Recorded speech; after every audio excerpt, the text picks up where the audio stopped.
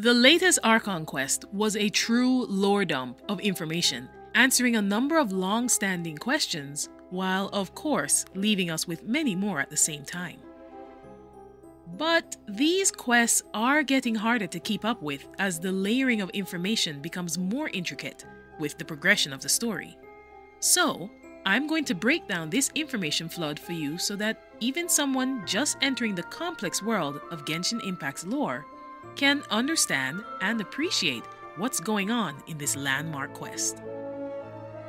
This is the Unlikely Genshin Gamer, and welcome to a crash course on the heavenly principles, the Loom of Fate, and the 5 sinners of Khaenriah. I'm assuming if you clicked on this video having not done the quest yet, you mean to be spoiled. So let's begin without warnings. I'm going to work backwards, starting with what was the most shocking thing that was revealed in this quest, and why it's so important. The Loom of Fate is complete.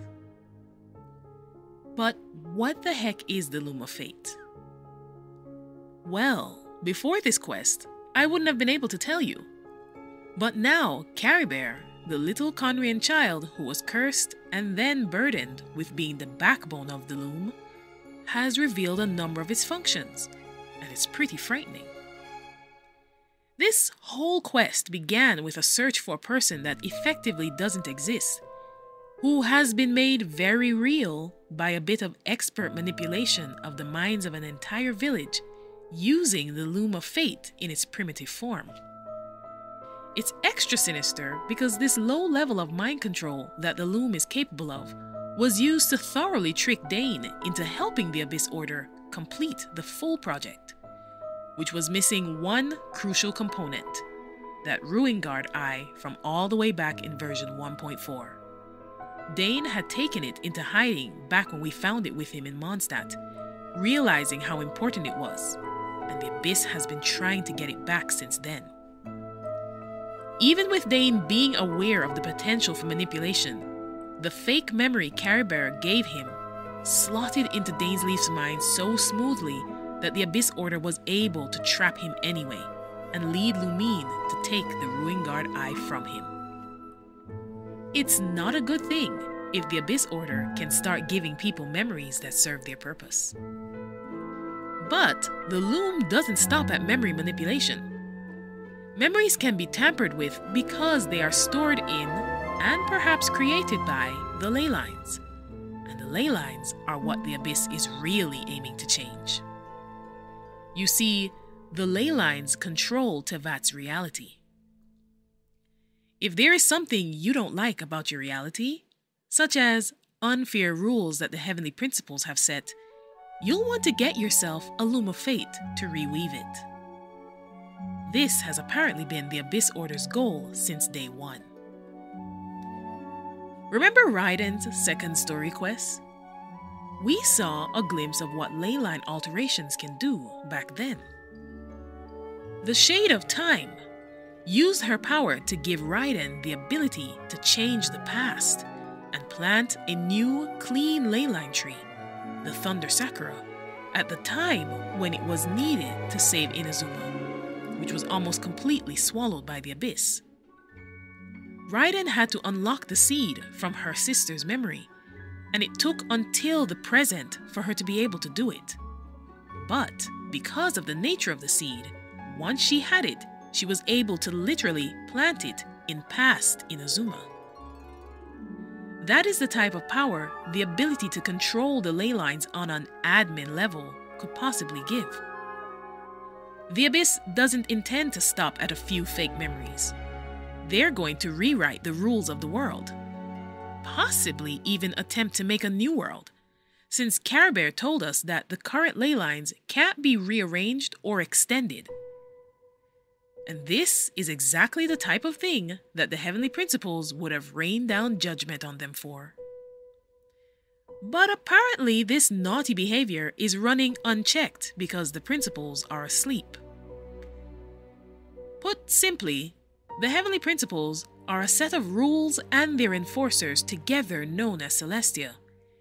They are who have put the Archons in power and set the confines of those powers, who have subdued the dragon sovereigns by conquest like Nuvilet and Apep, and, according to the ancient King Remus, have also preordained the lives of everyone in the world, including the acts of injustice they will eventually commit.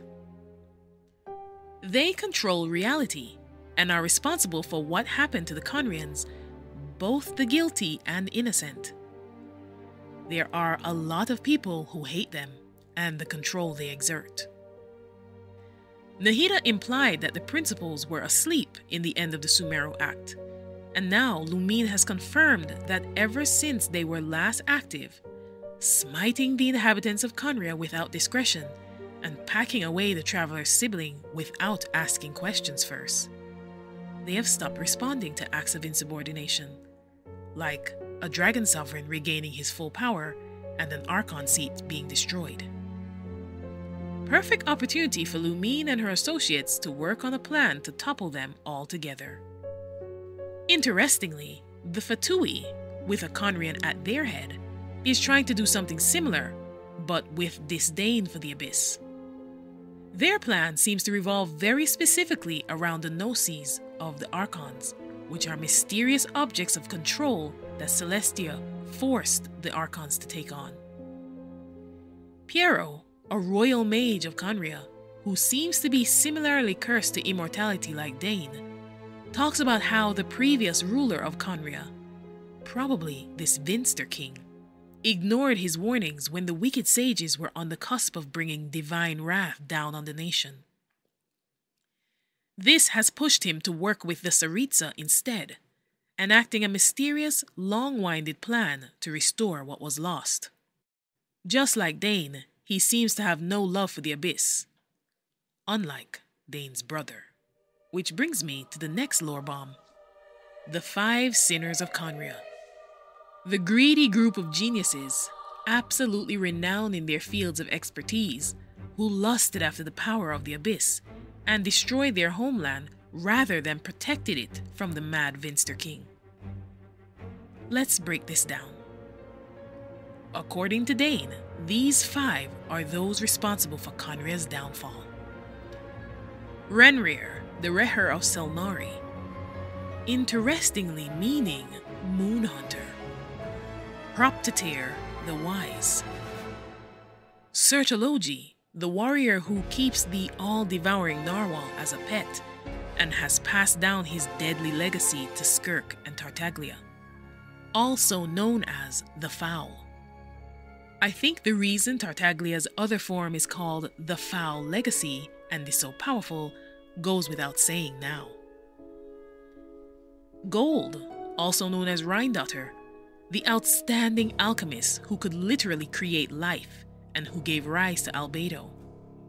She is numbered among the Hexenzirkel.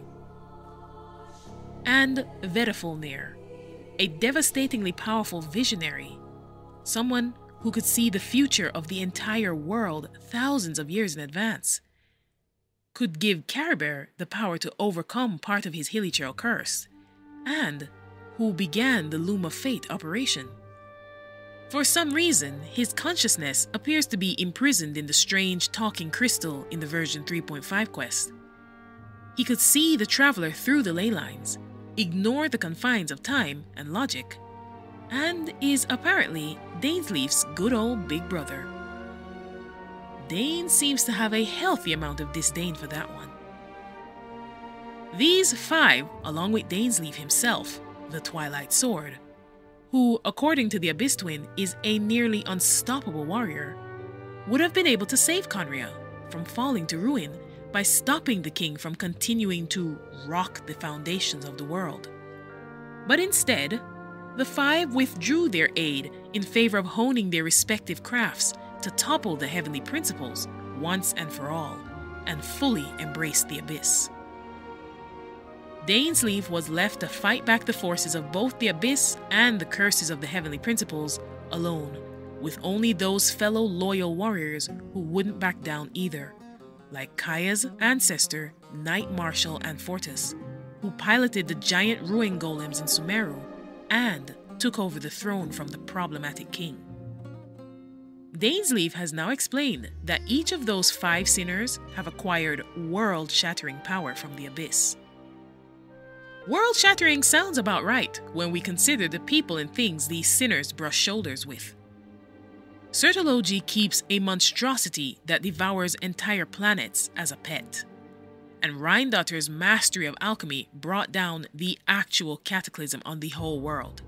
Yet, she remained unscathed to go off on a project to make sons, some of whom she tosses out like trash when they aren't up to par.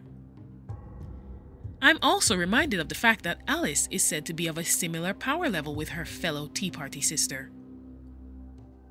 The Hexenzirkel gets spookier and more dangerous as the story progresses. And I think it goes without saying that the omnipotent sinners are even more terrifying. Now, because of treachery, Dainsleif has failed in the principal mission he had given himself, which was to obfuscate the Abyss Order's plan for world domination. Who knows what's next for the Abyss, with the Loom of Fate now being complete? All of the Abyss Travelers' explanations for why this dark, merciless road they have taken is the one they must walk are vague, but one thing stood out as very peculiar, which is the next lore bomb. It's been said that Lumine and Ether were traveling looking for a new home, and further implied that their original home has been destroyed. But now the travelers have revealed something very interesting. The Abyss Twin reminds their sibling that they once said they longed to see the precious flower in Lumine's hair in full bloom once more, suggesting that wherever they are from, they had those flowers as well, and they were wiped away with the rest of their world. But when the twin finished their journey here in Tevat, they came to just such a place called the Sea of Flowers at the end, where this flower, the Intevat, the national flower of Khaenriah, was in full bloom. I hope you remember where we've seen such a sea of flowers before. It appears that the traveler has taken this to mean that Khaenriah truly is their new home, that it is time for the journey to end, and that this world must be fought for at all costs. Dainsleif's statement at the end of the Tevat storyline preview takes on new importance with this revelation. And lastly, Khaenriah's sad bedtime story, the namesake of this quest, carries significant meaning as well. The tragedy that is little Khaenriah's life is peak Genshin writing, just the kind of thing we have grown to expect from them. The Khaenriah we saw in version 3.5, the young boy who was cursed to become a Hilichurl because of his status as a half-blood, like a lot of his people, really and truly died at the tender age of 8 years old. Vedifulnir hadn't cured him, as his father Clothar thought. The Hilichurl child had simply been overwhelmed with abyssal energy for their own purposes. Although he regained his mind for a short time after Vedifulnir filled him with abyss energy, that same energy cost him his life, and he existed afterwards as nothing but a disembodied will housed within a realm of consciousness. Realms of consciousness so far, like Raiden and Rukkhadevata's, seem to be private pockets of the leyline system where one mind can exist in relative seclusion. But Khaenriah's consciousness had gained a powerful ability to implant memories at will into the people around him. So he rearranged the leyline energy around him for the sad purpose of dreaming up a kind, handsome persona that resembled his dad so he could pretend to have a life amongst the people of Vimara village. And the soothing story he told his fellow Hilichurls gives us clues to what became of them when they were cursed, and why their punishment was deemed a mercy compared to the nobles of Khaenriah's curse of immortality. In the new world, they bade farewell to the shrouded sun. At last, they no longer needed to dwell on their suffering. or try to differentiate between various thoughts of blasphemy. Such was the price they paid, and thus their souls became cleansed and pure. His story brought peace and tranquility to their simple minds, made simple by the erasure of the higher level of intellect required to conceive the ideation of sin or rebellion or blasphemy. They now lacked the capacity to remember or even comprehend what they had lost, and in this sense, they were now free. I find it telling that the Abyss Twin doesn't have a complete plan for the Loom of Fate yet, and is at this stage only concerned with acquiring it. They have likely become the puppet prince or princess of the sinners. These plans are not truly their own, or at the very least, they are not fully aware of the wicked tendencies of the sinners who have recruited them, unlike Dane, who knows firsthand. After all, thousands of years ago, during the Crimson Dynasty, a special orphanage was founded in the kingdom of Khaenriah with the specific goal of locating and raising a transcendent child who could topple the heavenly principles. This must be the summoning that Scaramouche referred to when he told the traveler why their sibling ended up in Khaenriah in the first place. That must be why Clothar told them that they represented the Abyss to those Khaenrians seeking to overthrow the world order. They saw in the existence of this powerful child from beyond the confines of this world an opportunity to change everything. Now as we head to Natlan, the mysterious closed-off nation of Pyro and dragons, the chess pieces for the checkmate move are sliding into place. The Loom of Fate is complete, the Dragon Sovereigns are mobilizing, the Hydro seat is gone, and all but one Gnosis is in the hands of the Fatui. The endgame isn't so far off now. So, what did you all think of the quest? I really enjoyed it, except for how short it was. Now it's time for the Natlan trailer, and I'm super excited. Anyway, I hope you all enjoyed. Please like, subscribe, and share, and I'll see you in the next one.